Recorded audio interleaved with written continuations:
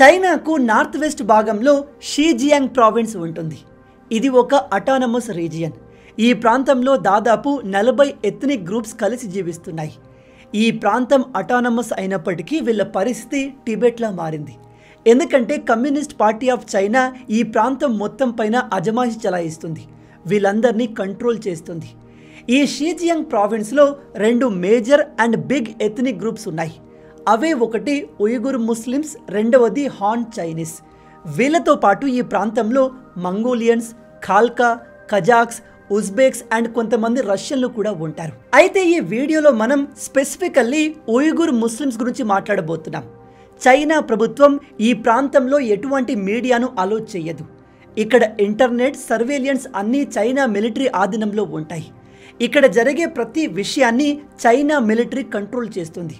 కాబట్టి ఇక్కడి ఉయిగుర్ ముస్లిమ్స్తో ఏం జరుగుతుంది, వాళ్ళు ఎంతటి దారుణమైన పరిస్థితులు ఎదుర్కొంటున్నారు అనే విషయం బయట ప్రపంచానికి తెలియదు, వీళ్ళు తెలియనివ్వరు. అయితే ఈ ప్రాంతాన్ని ఎంత కంట్రోల్ చేసినా, సెన్సార్ చేసినా కొన్ని విషయాలు లీక్ అవుతూ ఉంటాయి. కొంతమంది ఈ ప్రాంతం నుంచి పారిపోయి వచ్చి అక్కడ జరిగే మారణకాండ గురించి ప్రపంచానికి తెలియజేశారు. ఈ ప్రావిన్స్లో ఉన్న ఉయిగుర్ ముస్లిమ్స్కి చైనా ప్రజలకు గొడవలు ఎప్పటి నుంచో జరుగుతున్నాయి. కానీ 2009 నుంచి చైనా ఉయిగుర్ ముస్లిమ్స్ పైన ఎక్కువగా ఫోకస్ చేసి వాళ్ళను కంట్రోల్ చేయడం మొదలుపెట్టింది. 2010 నుంచి ఉయిగుర్ ముస్లిమ్స్ పైన దాడులు జరగడం చాలా కామన్ అయిపోయింది. వీళ్ళను చైనా మిలిటరీ ఇష్టం వచ్చినట్టుగా చంపడం మొదలుపెట్టింది.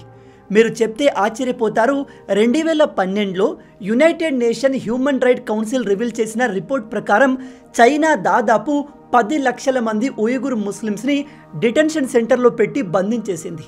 అక్కడ వాళ్ళను చిత్రహింసలు పెడుతుంది, లక్షల మందిని చంపేసింది కూడా. ఈ విషయం బయట ఎవరికీ తెలియదు. అప్పుడప్పుడు ఇలా లీక్ అయిన రిపోర్ట్స్ ద్వారా మాత్రమే అక్కడ ఏం జరుగుతుందో బయట ప్రపంచానికి తెలుస్తుంది. అయితే దీనిపై స్పందిస్తూ చైనా చెప్పేది ఏమిటంటే, మేము ఉయిగుర్ ముస్లిమ్స్ని ఊరికే తీసుకెళ్లి డిటెన్షన్ సెంటర్లో వేయట్లేదు, మేము ఇదంతా వాళ్ళ మంచి కోసమే చేస్తున్నాము. ఈ ముస్లిం గ్రూప్స్లో రాడికలిజం కాస్త ఎక్కువ. వీళ్ళు చైనా దేశాన్ని, అక్కడి ప్రభుత్వాన్ని గౌరవించట్లేదు. అందుకే వాళ్ళను సరైన మార్గంలో పెట్టేందుకు మేము ఇలా చేస్తున్నాము అని చెప్తుంది. కానీ రియాలిటీ కంప్లీట్ వేరుగా ఉంది. 2019లో న్యూయార్క్ టైమ్కి 400 పేజీల ఒక సీక్రెట్ డాక్యుమెంట్ దొరికింది. అందులో చైనా ప్రభుత్వం ఉయిగుర్ ముస్లిమ్స్ని ఎంత దారుణంగా టార్చర్ చేస్తుంది, అక్కడి మహిళల్ని, పురుషుల్ని ఎంత దారుణంగా అంతం చేస్తుందో డీటెయిల్గా మెన్షన్ చేయబడింది. అయితే అసలు ఈ ఉయిగుర్ ముస్లిమ్స్ పైన చైనా ఈ విధంగా దాడులు ఎందుకు చేస్తుంది అంటే దీనికి చాలా కారణాలు ఉన్నాయి. మీలో చాలామంది ఈ విషయాన్ని గమనించే ఉంటారు. ఇస్లాం మతం ఏ ప్రాంతంలో ఎంటర్ అయినా వాళ్ళు ఆ మతాన్ని వేగంగా స్ప్రెడ్ చేయాలి అనుకుంటారు.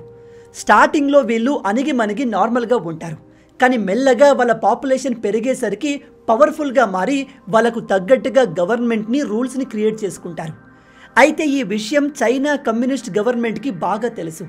ఇక్కడ ఇంకో విషయం ఏమిటంటే, ఈ షీజియాన్ ప్రాంతంలో ఉయిగుర్ ముస్లిమ్స్తో పాటు చైనాకు చెందిన హాన్ కమ్యూనిటీ కూడా ఉంటుంది. ఈ ప్రాంతంలో చైనా గవర్నమెంట్ ముస్లిం పాపులేషన్ పెరగకుండా వాళ్ళను కంట్రోల్ చేయడం, ఎదురు తిరిగిన వాళ్ళను అంతం చేయడం చేస్తుంది. అందుకే 1950 సమయంలో 76% ఉన్న ఉయిగుర్ ముస్లింల పాపులేషన్ ఇప్పుడు 40% పడిపోయింది. మరోవైపు చైనీస్ హాన్ కమ్యూనిటీ పాపులేషన్ రోజు రోజుకి పెరుగుతుంది. చైనా అఫీషియల్గా ఈ విషయం మనకు చెప్పదు, కానీ అక్కడి ప్రభుత్వం ఈ హాన్ కమ్యూనిటీకి సపోర్ట్ చేసి ఉయిగుర్ ముస్లిమ్స్ని అణచివేస్తుంది. అయితే ఈ ప్రాంతంలో ఉయిగుర్ ముస్లిమ్స్కి, హాన్ చైనీస్ కమ్యూనిటీకి మేజర్ గొడవలు ఎప్పుడు స్టార్ట్ అయ్యాయి అంటే 2009 జూలై సమయంలో షీజియాన్ క్యాపిటల్ అయిన ఉరుమ్కీలో వైలెంట్ గొడవలు జరిగాయి. ఈ గొడవల్లో దాదాపు 200 మంది చనిపోయారు అండ్ దాదాపు 1700 మంది సివియర్గా గాయపడ్డారు. అఫీషియల్ రిపోర్ట్స్ ప్రకారం ఈ చనిపోయిన వారిలో ఎక్కువగా చైనీస్ హాన్ ఎథ్నిక్ గ్రూప్ వాళ్ళే ఉన్నారు. అంటే ఉయిగుర్ ముస్లింలు వీళ్ళపైన దాడి చేసి వాళ్ళను అంతం చేశారు. అప్పటి నుంచి ఈ 2 గ్రూప్స్ మధ్య గొడవలు పెరుగుతూనే వచ్చాయి, తరచూ జరుగుతూనే ఉన్నాయి. అయితే చైనా అఫీషియల్ రిపోర్ట్ ప్రకారం ఈ గొడవను చేసింది ఈస్ట్ టర్కిస్తాన్ ఇస్లామిక్ మూవ్మెంట్. ఇది షీజియాంగ్ ప్రాంతం మొత్తాన్ని ఒక సెపరేట్ కంట్రీగా ఏర్పాటు చేయాలి అని పోరాడే ఉయిగుర్ ముస్లింల సెపరేటిస్ట్ గ్రూప్. చైనా ప్రభుత్వం నిజానికి తన సొంత ప్రజలపైనే క్రూరంగా ఉంటుంది. అలాంటిది వాళ్ళ దేశంలో ఉగ్రవాదం స్ప్రెడ్ అవుతుంది అంటే ఊరుకుంటుందా? అందుకే ఈ గొడవలు జరిగిన నెక్స్ట్ మూమెంట్ నుంచే చైనా హెవీ మిలిటరీని ఈ షీజియాంగ్ ప్రాంతంలో దింపి క్రాక్డౌన్ మొదలుపెట్టింది. మీరు చెప్తే నమ్మరు, ఈ ప్రాంతంలో మిలిటరీ ప్రజల్ని అరెస్ట్ చేయడం, డిటెన్షన్ సెంటర్లో వేయడంతో పాటు వాళ్ళపైన దాడి చేయడం, షూట్ చేసి చంపేయడం కూడా చేసింది. 2017 వరకు చైనా ప్రభుత్వం దేశ భద్రతకు ఈ ఉయిగుర్ ముస్లిమ్స్లో ఉన్న ఉగ్రవాద గ్రూపులు వీళ్ళ ఐడియాలజీ మంచిది కాదు అని రీజన్ చెప్తూ ఉయిగుర్ ముస్లిం కమ్యూనిటీ మొత్తాన్ని టార్చర్ చేయడం స్టార్ట్ చేసింది. ఈ ఉయిగుర్ ముస్లిం కమ్యూనిటీని చైనా ప్రభుత్వం 24/7 మానిటర్ చేస్తూ ఉంటుంది. ఈ ప్రాంతంలో ఉన్న పోలీసులకు, మిలిటరీకి ఎవరిపైన అయినా కొద్దిగా అనుమానం వచ్చినా వాళ్ళను వెంటనే తీసుకెళ్లి జైల్లో పడేయడం లేదా చంపేయడం చేస్తారు. కోర్టు, పోలీసులు, కంప్లైంట్ లాంటివి ఏవీ ఉండవు. ఇలా మన దేశంలో చేశారే అనుకోండి, అపోజిషన్ పార్టీలు రచ్చ చేస్తాయి. ఈవెన్ మన కోర్టులు కూడా గవర్నమెంట్ని అడ్డుకునే ప్రయత్నం చేస్తాయి. ఎందుకంటే మనది డెమోక్రసీ, ఇక్కడ ప్రజలందరికీ సమాన హక్కులు ఉంటాయి. కానీ చైనాలో అలా కుదరదు. చైనా ప్రభుత్వం డిసైడ్ చేసిందే ఫైనల్. దానికి ఎవరు అడ్డు చెప్పరాదు, క్వశ్చన్ చేయరాదు. అలా చేసిన వాళ్ళు నెక్స్ట్ డే మార్నింగ్కి ఉండరు. చైనా ఈ ప్రాంతంలో అనేక డిటెన్షన్ సెంటర్లు ఏర్పాటు చేసి లక్షల మంది ఉయిగుర్ ముస్లిమ్స్ని అందులో బంధించేసింది. కానీ ఈ విషయాన్ని ఎప్పుడూ పబ్లిక్గా యాక్సెప్ట్ చేయలేదు. కానీ ఈ సెంటర్లకు సంబంధించిన వీడియోస్, ఫొటోస్ బయటకు లీక్ అవడంతో చైనా ప్రభుత్వం రియాక్ట్ అవుతూ ఇవి డిటెన్షన్ సెంటర్లు కాదు, పొలిటికల్ ట్రైనింగ్ సెంటర్లు అంటూ తప్పించుకుంది. కానీ ఈ డిటెన్షన్ సెంటర్లో ఉండే ఉయిగుర్ ముస్లింల పరిస్థితి ఎక్స్ప్లెయిన్ చేస్తూ the Guardian, Washington post, BBC లాంటి ఇంటర్నేషనల్ మీడియా అవుట్లెట్లు అనేక ఆర్టికల్స్ని పబ్లిష్ చేశాయి. ఇలాంటి ఆర్టికల్స్ మన ఇండియా పైన వస్తే మన ప్రభుత్వం భయపడుతుందేమో కానీ చైనాకి ఎటువంటి ఫరక్ ఉండదు. ఫస్ట్ ఆఫ్ ఆల్ వాళ్ళు ఇంటర్నేషనల్ మీడియాని వాళ్ళ దేశంలోకి అలో చేయరు. ఒకవేళ వాళ్ళ డీటెయిల్స్ బయట దేశాలకు, మీడియాకు లీక్ అయినా దాన్ని పట్టించుకోరు. అయితే ఈ డిటెన్షన్ సెంటర్ నుంచి కొంతమంది తప్పించుకొని బయటకు వచ్చి అక్కడ జరిగే దారుణాల గురించి ఎక్స్ప్లెయిన్ చేశారు. అందులో ఒకరు తుర్సూనే జియావుద్దీన్ అనే మహిళ.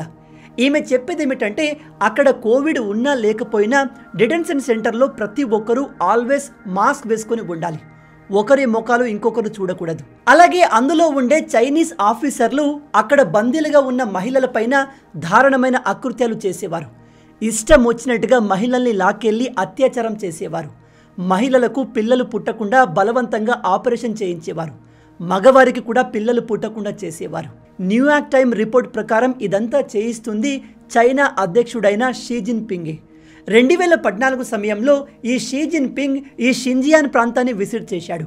ఇతను ఈ ప్రాంతాన్ని విజిట్ చేసిన తర్వాత అక్కడి అథారిటీస్ అందరికీ ఎటువంటి జాలి, దయ లేకుండా ఈ ప్రాంతంలో ఉన్న ఉయిగుర్ ముస్లిమ్స్ని కంట్రోల్ చేయండి, ఎట్టి పరిస్థితుల్లో రాడికలిజం దేశంలో ఉండకూడదు, ఉగ్రవాదం అస్సలు ఉండకూడదు, ఎవరైనా మీకు అడ్డొస్తే వాళ్ళను లేపేయండి అంటూ ఆర్డర్స్ జారీ చేశాడు. అప్పటి నుంచి ఈ ప్రాంతంలో ఉయిగుర్ ముస్లిమ్స్ని ఎలిమినేట్ చేయడం మరింత పెరిగింది. ఒకటి, అక్కడి మహిళల్ని, పురుషుల్ని టార్చర్ చేసి చంపేవారు, లేదా వాళ్లకు పిల్లలు పుట్టకుండా ఆపరేషన్లు చేయించేవారు.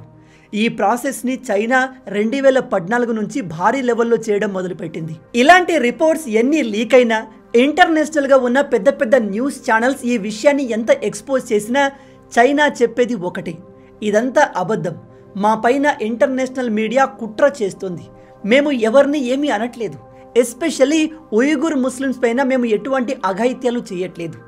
కేవలం ఎవరైతే ఎక్స్ట్రీమిస్ట్ మెథడ్స్ని ఫాలో అవుతారో, ఎవరైతే రాడికల్గా బిహేవ్ చేస్తారో వాళ్ళను మాత్రమే మేము మార్చడానికి, రీఎడ్యుకేట్ చేయడానికి ఇలాంటి స్కూల్స్ని రన్ చేస్తున్నాము అని చెప్పారు. ఇక్కడ చైనా చాలా తెలివిగా వాళ్ళు ఏర్పాటు చేసిన డిటెన్షన్ సెంటర్స్ని స్కూల్స్గా మెన్షన్ చేసింది. అంటే ఈ స్కూల్స్లో ప్రజల్ని చిత్రహింసలు పెట్టి నార్మల్గా జీవించేలాగా ఎడ్యుకేట్ చేస్తారంట. కానీ ఇదంతా అబద్ధం. చైనా కావాలని ఉయిగుర్ ముస్లిమ్స్ని అంతం చేయడానికి గత 15 సంవత్సరాల నుంచి పనిచేస్తుంది.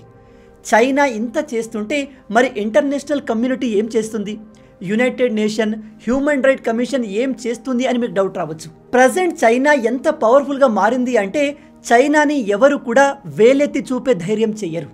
అదే మన దేశంలో ఇలాంటి చిన్న ఇన్సిడెంట్ జరిగిన ఇస్లామిక్ దేశాలైన టర్కీ, పాకిస్తాన్, ఇరాన్, మలేషియా లాంటి దేశాలు ఇండియాలో ముస్లింలపైన దాడులు జరుగుతున్నాయి, ముస్లింలకు భద్రత లేదు అంటూ నోటికొచ్చినట్టుగా వాగుతాయి. కానీ మన దేశంలో అలాంటివి జరగవు, జరిగినా చాలా తక్కువ ఉంటాయి. 2018లో యునైటెడ్ నేషన్ హ్యూమన్ రైట్ ప్యానెల్కి ఒక రిపోర్ట్ అందింది. అందులో దాదాపు 10 లక్షల మంది ఉయిగుర్ ముస్లిమ్స్ని చైనా తమ డిటెన్షన్ సెంటర్లో బంధించి చిత్రహింసలు పెడుతుంది అని ఉంది.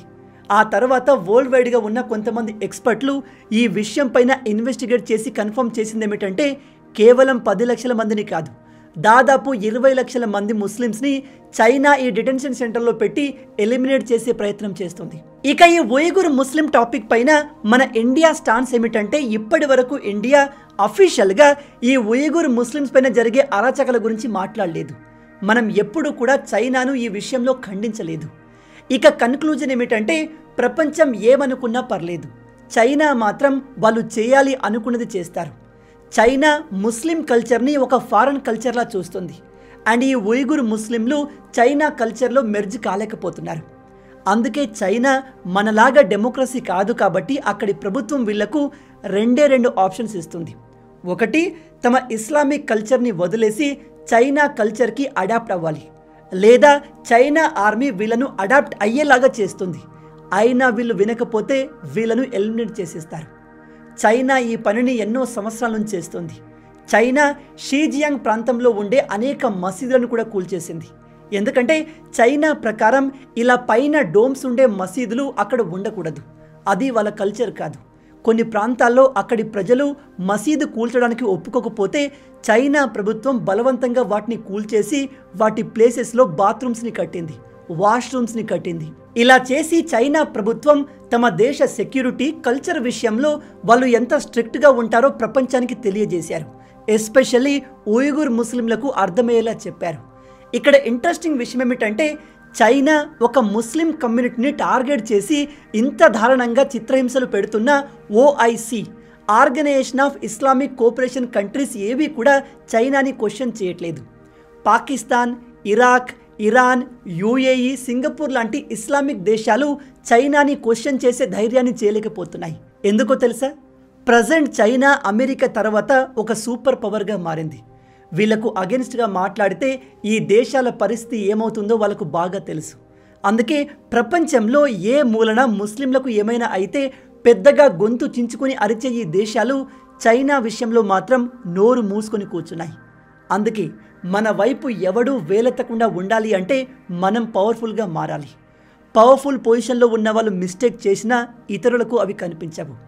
అదే భారత్ లాంటి ఒక మంచి దేశం ఏదైనా మంచి పని చేసినా ప్రపంచానికి చెడుగా కనిపిస్తుంది.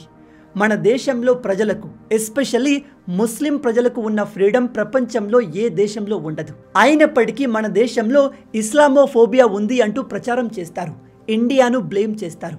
కానీ రియాలిటీ తెలిస్తే మీరు ఆశ్చర్యపోతారు. 1947లో పాకిస్తాన్లో హిందువుల పాపులేషన్ 15%గా ఉండేది. అది ఇప్పుడు 2%కి చేరింది. అంటే 4 కోట్ల మందిగా ఉన్న హిందువుల సంఖ్య 52 లక్షలకు పడిపోయింది. బంగ్లాదేశ్లో 1947లో హిందువుల పాపులేషన్ 28%గా ఉండేది. ఇప్పుడు 7%కి పడిపోయింది. అదే ఇండియా విషయానికి వస్తే 1952 నుంచి 2024 వరకు మన దేశంలో హిందువుల పాపులేషన్ గ్రోత్ రేట్ కేవలం -6గా ఉంటే ముస్లింల గ్రోత్ రేట్ 39%గా ఉంది. వెరీ సూన్ మన దేశంలో ముస్లిం మెజారిటీగా మారుతారు. ఆల్రెడీ చాలా ఏరియాస్లో అలా జరుగుతుంది. ఇప్పుడు చెప్పండి, పాకిస్తాన్, బంగ్లాదేశ్లో ఉన్న హిందూ ఫోబియాతో కంపేర్ చేస్తే మన దేశంలో ఇస్లామోఫోబియా ఎంత? అసలు మన దేశంలో ఇస్లామోఫోబియా ఉందా? ఉంటే ఇది ఎలా సాధ్యమవుతుంది? కానీ ఈ విషయాలు మన దేశంలో ఉన్న చాలా మందికి అర్థం కావు. ఓవరాల్గా ఇన్ని కారణాల వల్ల చైనా ఉయిగుర్ ముస్లిమ్స్ని కంట్రోల్ చేస్తుంది. వాళ్ళను దేశంలో లేకుండా చేసేందుకు ప్లాన్ చేస్తుంది. మీలో ఎంతమంది ఈ విషయాన్ని కొత్తగా తెలుసుకున్నారు? ఇక్కడ చైనా చేస్తుంది ఎంతవరకు కరెక్ట్? చైనా తమ దేశాన్ని కాపాడుకోవడానికి ఇలా చేస్తున్నామని చెప్తుంది. కానీ దేశాన్ని కాపాడడం కోసం ఆ దేశంలోని ఒక పర్టికులర్ కమ్యూనిటీని టార్గెట్ చేసి లేకుండా చేయడం ఎంతవరకు కరెక్ట్? మీ ఆలోచనల్ని కింద కామెంట్లో చెప్పండి. ఈ వీడియో మీకు నచ్చింది అనుకుంటున్నాను. నచ్చితే అలా ఊరికే చూసి వెళ్ళిపోకుండా వీడియోని లైక్ చేయండి. ఈ వీడియోకి నేను మీకు ఇచ్చే లైక్స్ టార్గెట్ 10,000 లైక్స్. చాలా ఈజీ, సింపుల్గా చేసేయండి. అండ్ ఇలాంటి మరిన్ని ఇంట్రెస్టింగ్ వీడియోస్ కోసం మన ఛానల్ని సబ్స్క్రైబ్ చేసి మమ్మల్ని సపోర్ట్ చేయొచ్చు కదా. ఇది మీకు కంప్లీట్లీ ఫ్రీయే, కానీ మీరు చేసే ప్రతి ఒక్క లైక్ అండ్ సబ్స్క్రిప్షన్ మాకు మరిన్ని వీడియోస్ చేయడానికి ఒక మోటివేషన్లా ఉంటుంది. కాబట్టి వీడియోని లైక్ చేసి ఛానల్ని సబ్స్క్రైబ్ చేయడం మర్చిపోవద్దు. రాబోయే వీడియోలో ఇంకో ఇంట్రెస్టింగ్ టాపిక్తో మళ్ళీ కలుద్దాం. అంటిల్ దెన్, జై హింద్.